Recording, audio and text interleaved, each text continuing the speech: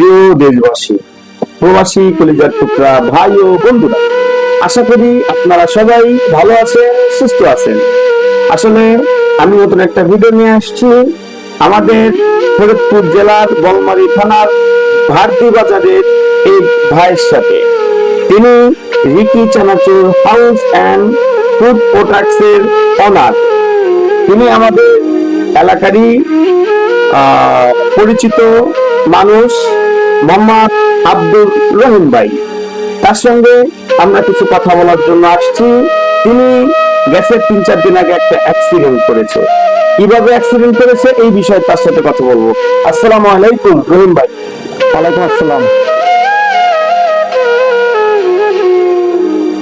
আপনি যেভাবে অ্যাক্সিডেন্টটা করছেন ওই বিষয়টা জানার জন্য আসছি। আসলে কিভাবে পড়ছেন বা আপনার কি ধরনের ক্ষয়ক্ষতি হয়েছে বা কি ধরনের সমস্যায় পড়ছেন বা কেমন অ্যাক্সিডেন্ট করেন এই বিষয়ে জানবো।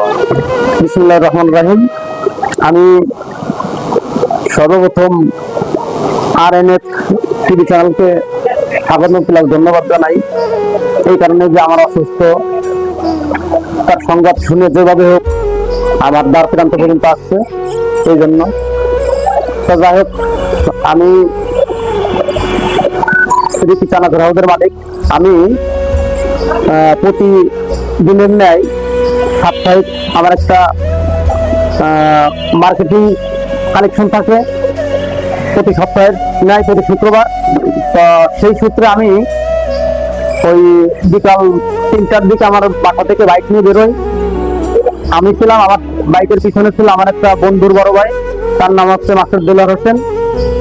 আর একজন ছিলেন, সে হচ্ছে আমার ফ্রেন্ড, ঢাকা একটা স্কুলের টিচার। আমি বলতে পারতেছি না কোন স্কুলের টিচার সে হলো মাস্টার কুদ্দুসুর রহমান। এই 3 জন আমরা রওনা দিই মাগুরার উদ্দেশ্যে। তা আমি যখন মুজুর দেওয়া থেকে প্রায় 2 কিলোমিটার মতো আগায় গেছি বলমারির দিকে, বলমারি রোডে, তা হঠাৎ একটা গুসাব বা আমাদের দেশের দেশীয় ভাষায় যেটা বলা হয় ঘোরেল বলা হয় নাম। তো ওই ঘোরেলটা দেখি রোডের উপর উঠে আসে। তখন একটা অটো বাইক যাচ্ছিল রাস্তা দিয়ে। তা সেই অটো বাইকটা আমার মনে হলো যে সে ইচ্ছা করেই স্বেচ্ছায় ওই ঘোরেলটাকে গায়ের উপর দিয়ে, গুসাবের গায়ের উপর দিয়ে উঠাই দিল গাড়িটা। উঠাই দিলে পরে গাড়িটা গুসাবটা অনেক জোরে লাফ দেয়। লাফ দিলে পরে ওই গাড়িটা উল্টে যায়। উল্টে গেলে তারপর আবার আরেক লাফ দিয়ে সরাসরি আমার বাইকের নিচে এসে ঘোরেলটা পরে শনিবার আমার বাইকটা অনেক জোরে বাড়ি দেয়। বাড়ি দিলে আমার বাইকের হাইওয়ে রোড হয়তো 50-60 স্পিড ছিল। তা আমি আর ওই বাইক ব্যালেন্স গুসাবের ওই বাড়িটা দেওয়ার পর আমি ব্যালেন্স রাখতে পারিনি। পরে আমি ছিটকে করে গেছি, গাড়ি সহজে আমার গাড়বার করছে। আমার পা কাটছে, হাত কাটছে, এই যে গিরা কাটছে। আমি যাই চিকিৎসায় ছিলাম।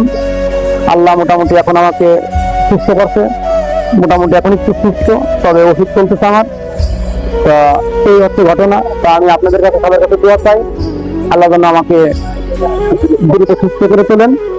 আর আমি আপনাদের সবার জন্য দোয়া করি যাতে সবাই যেখানেই জার্নি করুক না কেন সবাই যেন ভালোভাবে সুস্থতার সাথে জার্নি করতে পারে, কারোর কোনো ক্ষতি না হয়।